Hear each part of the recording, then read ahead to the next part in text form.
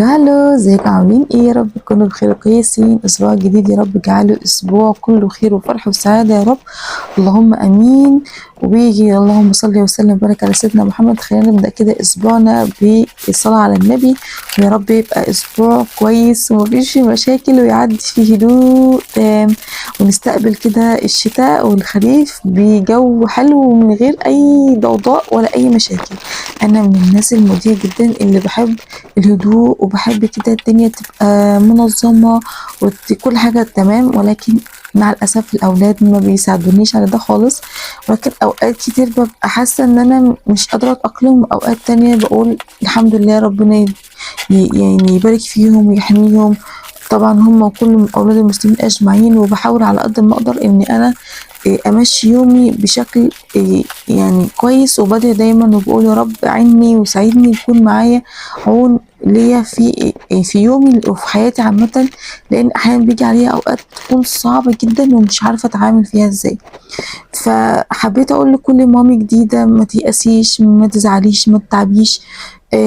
مهما كان التعب والمأساة اللي انت بتمر بيها، طبعا محدش حاسس بيها غيرك، ولكن اعرفي ان ربنا سبحانه وتعالى معاكي وهيعينك. ودايما اطلبي المساعدة من ربنا، واطلبي المساعدة من اي حد جنبك. لو انت محتاجة المساعدة ما تتحرجيش وما تتكسفيش انك تطلبيها من اي حد، واطلبيها. يعني احنا بشر، واحنا مش روبرت ولا احنا آلات. ده الآلات حتى بترتاح شوية عشان ما تبصش عمرها الافتراضي ما ينتهيش بسرعة. احنا برضو بشر، ولازم ان احنا ناخد بالنا من نفسنا، ولازم ندي لنفسنا بريك، ولازم ندي لنفسنا راحة وطاقة علشان نقدر نكمل ونقدر ندي. لان احنا لو ما اديناش طاقة ما اديناش لنفسنا وقت وخدنا بريك، احنا مش هنقدر ندي لأي حد حاجة. فمن الوقت للتاني شوفي ايه اللي بتحبيه، اعملي حاولي انك تنظمي الحاجات اللي انت بتحتاجيها وتستخدميها من وقت للتاني، بحيث ان انت طول الاسبوع ما تبقيش بتجري ورا نفسك في حاجات كتير. انا عارفه ان الوقت بيجري، والاولاد مشاكلهم كتير وهمومهم كل ما بتكبر بتزيد.